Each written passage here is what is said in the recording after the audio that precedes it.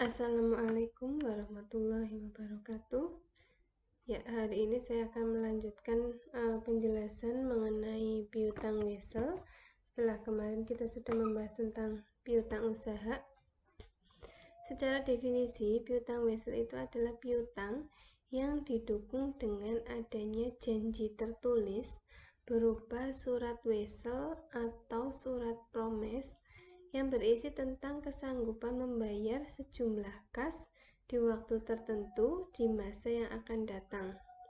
Nah, bedanya surat wesel dengan surat promes itu adalah terletak pada siapa yang membuatnya. Nah, untuk contoh surat wesel dan surat promes sendiri itu ada di modul halaman 33. Ya, jadi ini adalah surat wesel. Kemudian yang gambar 2.2 itu adalah contoh surat promes. Ya, jika kita lihat di situ bedanya surat wesel dengan surat promes itu adalah terletak pada siapa yang membuat. Untuk surat wesel di situ dicontohkan pada tanggal 5 April 2017 tertulis 90 hari setelah tanggal ini harap PT Berkah Abadi membayar untuk wesel ini kepada Bank Harapan Bersama dengan uang sejumlah 25 juta rupiah. Nah, jika kita lihat contoh surat wesel tersebut, itu yang membuat adalah krediturnya, sedangkan surat promes yang membuat itu adalah debiturnya. Di situ bisa dilihat dari surat promes tertulis bahwa kami PT Aman Sentosa berjanji akan membayar kepada PT Buana Semesta sebesar 20 juta atau 60 hari dari tanggal di atas dengan tingkat bunga 12%. Ya, jadi bedanya surat wesel dengan surat promes itu adalah terletak pada siapa yang membuat. Kalau surat wesel dibuat oleh kreditur, sedangkan surat promes itu dibuat oleh debitur.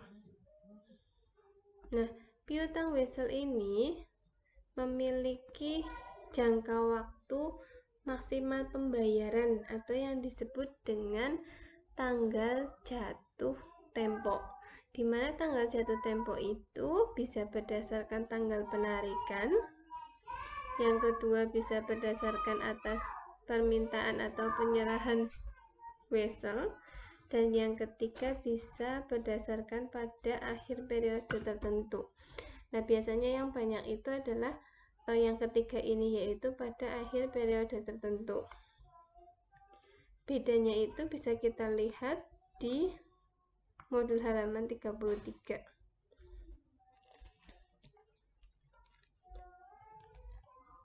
Ya, untuk poin pertama dan kedua nanti bisa dibaca sendiri di modul. Sekarang kita akan bahas yang ketiga, yaitu pada akhir periode tertentu. Nah, pada akhir periode tertentu ini bisa dalam waktu dinyatakannya itu bisa dalam bentuk hari, bulan, ataupun tahun. Misalnya 30 hari setelah tanggal di atas harap membayar sejumlah tertentu. Nah, jika jatuh temponya dinyatakan dalam hari, maka di sini ada contoh cara menghitungnya. Nah, ini nih dicontohkan nih di surat wesel dan surat promes. Keduanya ini dinyatakan dalam hari, 90 hari, dan yang ini 60 hari. Nah, maka kita harus mencari kapan tanggal jatuh temponya untuk surat promes dan surat wesel tersebut. Nah, di sini contohnya tanggal jatuh tempo wesel berjangka waktu 60 hari dengan tanggal dikeluarkan atau diterbitkannya adalah 17 Juli. Jadi ada surat Wesel yang tanggal diterbitkannya adalah 17 Juli, maaf. Kemudian ini jangka waktunya 60 hari, maka tanggal jatuh temponya bisa kita lihat seperti yang ada di modul. Tanggal penarikannya adalah bulan Juli. Nah, jadi kalau dinyatakan dalam hari, kita harus tahu jumlah hari dalam setiap bulannya. Contohnya, bulan Juli itu kan ada 31 hari, tanggal diterbitkannya 17, sehingga cara menghitungnya adalah 31 dikurangi 17, jadi selama bulan Juli ini sudah ada 14 hari. Kemudian bulan Agustus juga 31 hari, dimana ini sudah 45 hari, dan supaya menjadi 60 hari, maka tanggal jatuh temponya itu adalah 15 September. Begitu cara menghitungnya. Jadi tanggal jatuh tempo Wesel yang penarikannya 17 Juli dan jangka waktunya 60 hari itu adalah jatuh tempo di bulan September tanggal 15. Nah, kalian bisa menghitung. Nah, kalau ini kapan ini surat Wesel ini? Surat Wesel ini tanggal penerbitannya adalah 5 April. Kemudian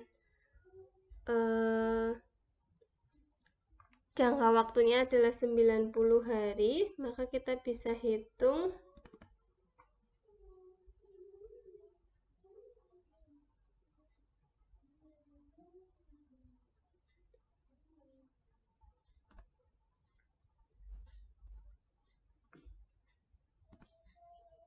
ya. Tadi kita lihat dulu tanggal penarikan 5 April, kemudian jatuh temponya 90 hari, maka kita hitung bulan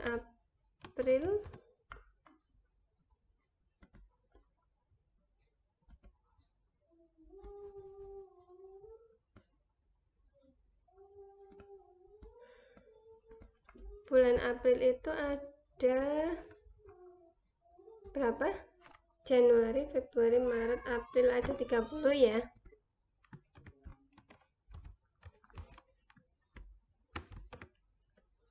Maka ada sudah 25 hari. Kemudian bulan Mei 31 hari. Ini sudah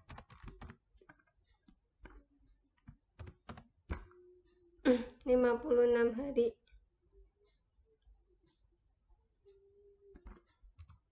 Berarti masih ada bulan Juni 30 hari. Ini sudah berapa? 86. Berarti agar menjadi 90 hari, jatuh temponya adalah tanggal 4 di bulan Juli. Seperti ini.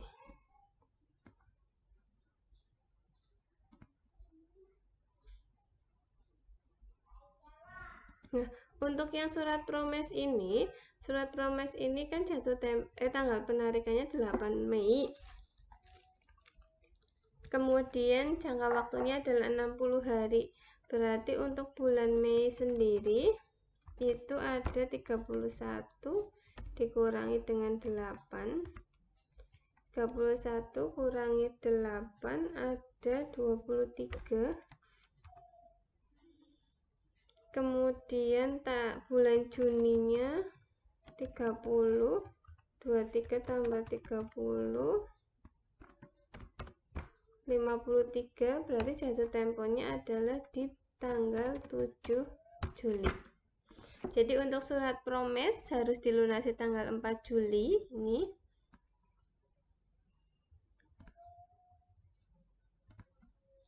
Sedangkan untuk surat Wesel 4 Juli dan untuk surat promes adalah 7 Juli.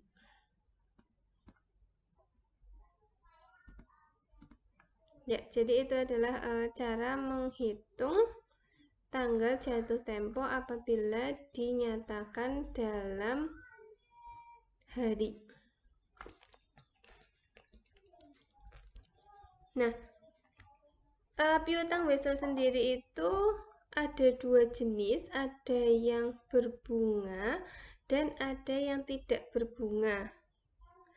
Kalau untuk wesel yang tidak berbunga, maka nanti pada tanggal jatuh tempo kita atau debitur itu melunasinya sebesar nilai nominal yang tertera pada weselnya. Sedangkan untuk piutang wesel yang berbunga, maka nanti pelunasannya itu sebesar nilai nominal ditambah dengan bunganya, di mana bunga wesel itu diperoleh atau dihitung dengan rumus nilai nominal wesel dikali dengan tingkat bunga dikali dengan jangka waktu dari weselnya.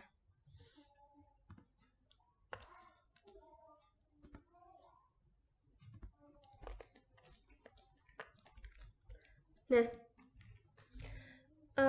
tadi sudah dijelaskan bahwa piutang wesel itu adalah piutang yang disertai dengan janji tertulis. Jadi ada janji tertulisnya sehingga lebih kuat secara hukum, dan janji tertulisnya ini bisa berupa surat wesel dan surat promes. Nah, di mana piutang wesel ini terjadinya itu ada 3 kemungkinan. Yang pertama itu bisa terjadi karena penjualan kredit yang disertai dengan perjanjian. Yang kedua, bisa terjadi karena pemberian pinjaman. Dan yang ketiga, bisa terjadi karena perubahan dari piutang usaha menjadi piutang wesel. Nah, berikut penjelasan dari masing-masing terjadinya piutang wesel ini.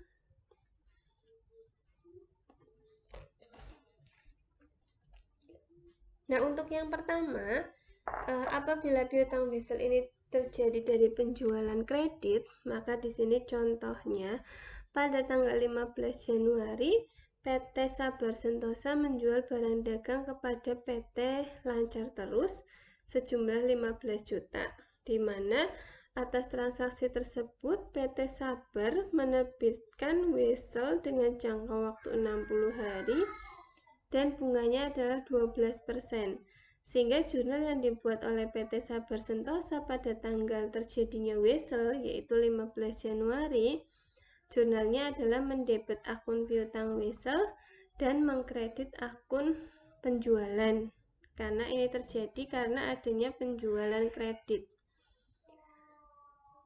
Kemudian setelah dihitung 60 hari dari 15 Januari itu adalah 16 Maret, maka jumlah yang akan diterima oleh PT Sabar Sentosa itu adalah sebesar 15.300.000 diperoleh dari 15 juta nilai nominal, dan 300-nya itu adalah bunga weselnya, di mana bunga weselnya itu adalah diperoleh dari rumus tadi, nilai nominal dikalikan dengan tingkat bunganya dikalikan dengan jangka waktu dari weselnya. Nah, kalau kita hitung bunganya itu tadi berapa persen? 12%. Berarti nilai nominalnya itu kan 15 juta.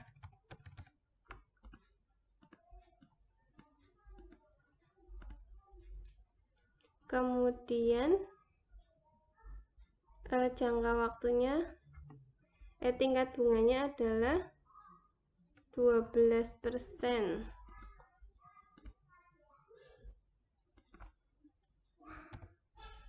0,12 ya. 0,12.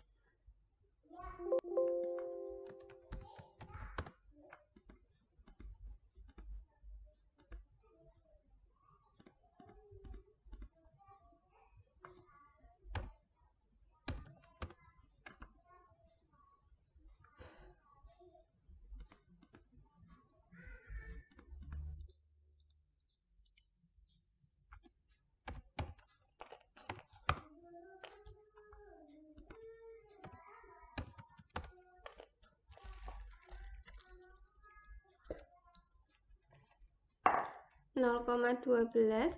Kemudian jangka waktunya itu adalah 60 hari.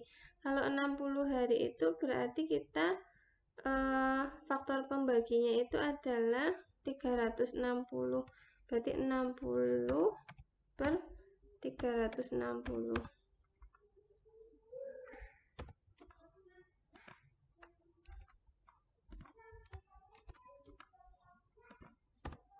Nah, ini ketemu dari perhitungan bunganya itu adalah 300.000. Sehingga nilai jatuh temponya 15.300.000. Sehingga ketika pada tanggal jatuh tempo, PT Sabar Sentosa akan menerima uang sebesar 15.300.000, jurnalnya, kasnya debit 15.300.000, piutang weselnya kredit 15 juta, dan pendapatan bunganya 300.000. Kemudian yang kedua, kemungkinan yang kedua, piutang wesel itu bisa terjadi karena pemberian pinjaman. Di sini dicontohkan pada tanggal 10 Maret, PT Bahari memberi pinjaman uang tunai kepada PT Cahaya sebesar 20 juta. Untuk itu, PT Bahari meminta PT Cahaya untuk membuat surat promes dengan jangka waktu 2 bulan dan bunganya adalah 2%.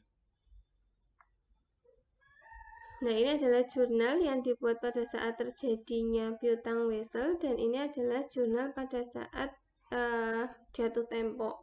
Cara perhitungan bunganya, nah ini karena jangka waktunya 2 bulan, maka nanti faktor pembaginya itu adalah 2/12 untuk jangka waktunya. Kalau tadi kan 60/360 untuk contoh yang pertama. Nah, ini saya contohkan. Nilai nominalnya 20 juta. Kemudian bunganya adalah 2%, 0,02. Jangka waktunya adalah 2/12. Maka kalau kita hitung,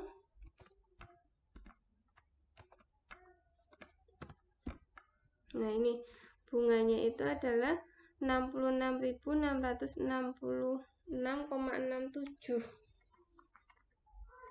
Sehingga nilai jatuh temponya itu adalah 20.66.667.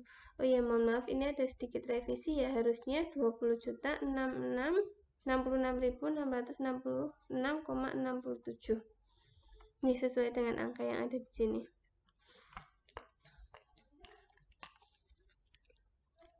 Nah, selanjutnya, kemungkinan yang ketiga, piutang wesel itu bisa terjadi dari adanya perubahan piutang usaha. Di sini dicontohkan pada tanggal 20 Maret, PT Gemilang menerima pelunasan piutang dengan menerima surat wesel dari PT Jaya sebesar 10 juta dengan jangka waktunya 2 bulan dan tingkat bunganya adalah 12%. Maka pada saat terjadinya piutang wesel, perusahaan akan mendebit akun piutang wesel dan mengkredit akun piutang usaha senilai 10 juta. Dan ini adalah jurnal pada saat jatuh temponya, di mana nilai nominalnya 10 juta dan pendapatan bunganya adalah 200.000. Ini jangka waktunya 2 bulan, sehingga seperti contoh yang kedua tadi perhitungannya jangka waktunya adalah 2/12. Ya, jadi itu adalah 3 kemungkinan terjadinya piutang wesel. Bisa karena penjualan kredit, bisa karena adanya penyerahan uang atau pemberian pinjaman, dan yang ketiga perubahan dari piutang usaha ke piutang wesel itu juga bisa. Nah, kemudian pembahasan selanjutnya adalah terkait dengan pendiskontoan piutang wesel. Nah, yang dimaksud pendiskontoan piutang wesel ini adalah pemindah tanganan atau penjualan piutang wesel. Jadi karena piutang wesel itu adalah piutang yang memiliki kekuatan hukum dan ada janji tertulisnya, maka piutang wesel ini bisa dipindah tangankan atau dijual kepada pihak lain, baik bank maupun lembaga keuangan lainnya, sebelum tanggal jatuh tempo. Misalkan nih, saya punya piutang wesel, di mana jatuh temponya itu adalah bulan April. Nah ternyata sebelum April saya butuh uang, sehingga wesel tersebut bisa saya jual atau saya pindah tangankan, yang disebut dengan pendiskontoan piutang wesel.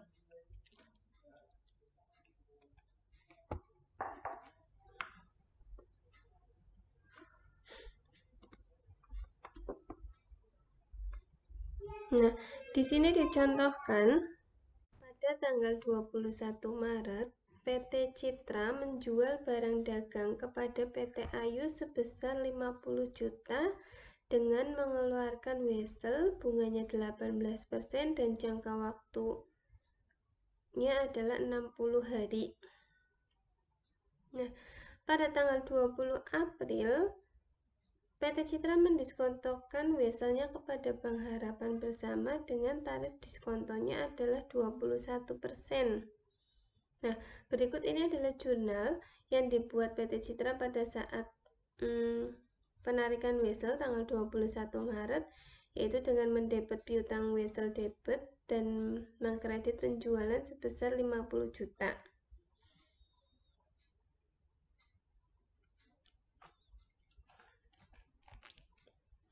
Nah, jika dihitung, wesel ini jatuh tempo selama 60 hari.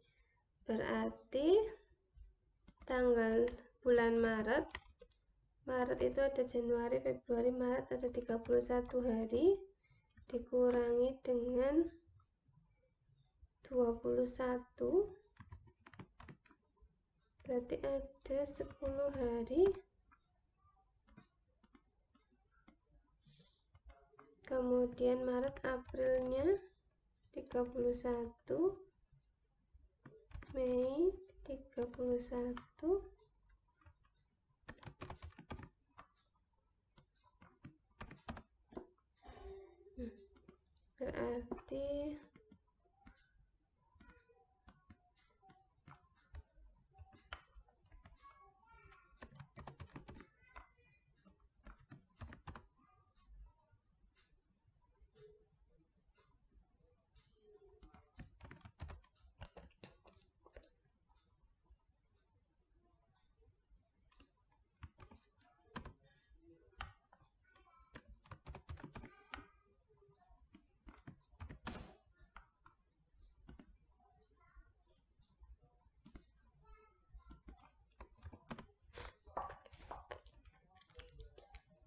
berarti seharusnya wesel ini jatuh temponya adalah tanggal 19 Mei. Tetapi ternyata tanggal 20 Aprilnya wesel ini didiskontokan ke bank atau dijual ke Bank Harapan Bersama dengan tarif diskontonya adalah 21%. Maka kita akan menghitung nilai jual weselnya pada tanggal 21 April itu adalah dengan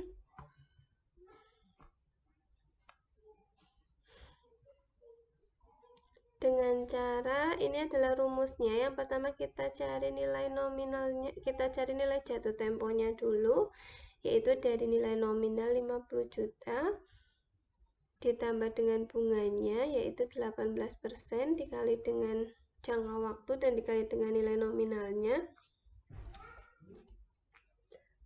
Jadi nilai jatuh tempo weselnya ini adalah 51.500.000. Ini jadi kalau tidak dijual wesel ini, nilai jatuh temponya adalah 51.500.000. Nah, karena ini dijual di tanggal 20 April, maka kita harus mengurangi dengan diskontonya, dimana tadi ditetapkan diskontonya adalah 21%. Nah, ini adalah jangka waktu dari tanggal diskonto ke tanggal jatuh tempo, yaitu dari 20 April ke 19 Mei itu ada 30 hari. Sehingga kalau dihitung diskontonya itu adalah 901.250 rupiah.